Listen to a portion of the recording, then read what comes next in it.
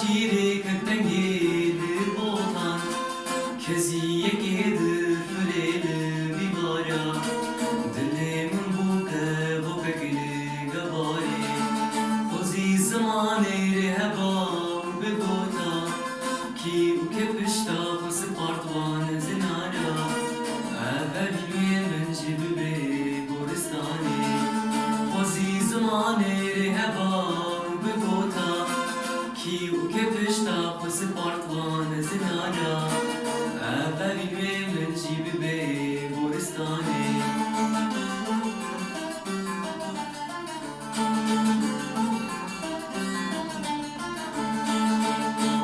کنه پنابریه پشتا منو دهوال اور چال سر بفه یک خزال کلال دکال پیدایی که دایی کلان بجان دایی که دی چیای بدان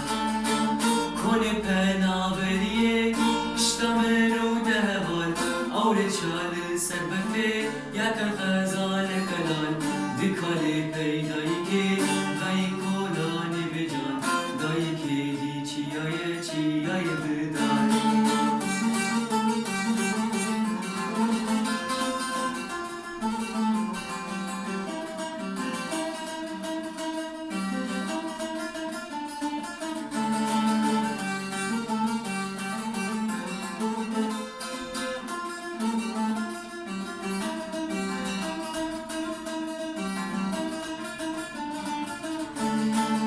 اور چکو درش دبین سبینه تصه گواس پی و خارج دلو جان خود زنه او بسری مده بگیری خوزی بسقی من هبا بچوما من دست خوادرش کرا حی طابه چه بکم خوین گهیشتیه پلگولی خوزی بسقی من هبا بچوما من دست خوادرش کرا حی طابه چه بکم خوین گهیشتیه پلگولی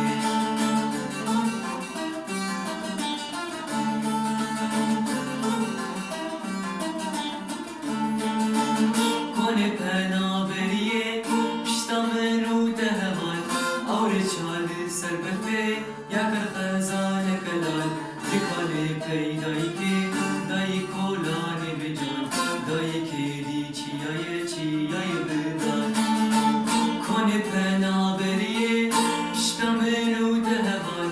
اور چال سر بفه یک خزال کلال دکال پیدایی که